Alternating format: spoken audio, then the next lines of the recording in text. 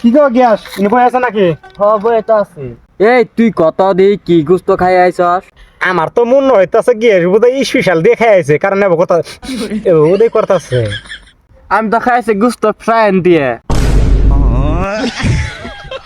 হেই ওটা আবার কি জিনিস? আমরা ইংরেজি হলে বুঝি না, বাংলায় কক তুই কি খাইছ? তোর আমার তো মস্কারি করতাছ না? এঙ্কল জাম গামি। এ যাস না তোরা তো আমি মস্কারি করতাছি না।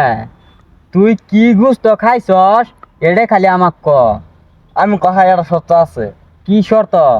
তোমার দুজনের নাম চা খিলেন নাকবো। কি ওরে চা খেলে লাগবো? হাই সব না এই একটা কথার জন্য ওর লাগে চা খেলে না, চায়ের দাম জানস? হেই তুই বানি উড়ের গুস্ত দিয়ে খাই আইছস। দেখ তোরা দুজন আমার হাত উল্টা লেখা পারিস না সে এবে মন মেজাজ খারাপ। আমি খাইছি বয়লারে ভরি ফ্রাই করে।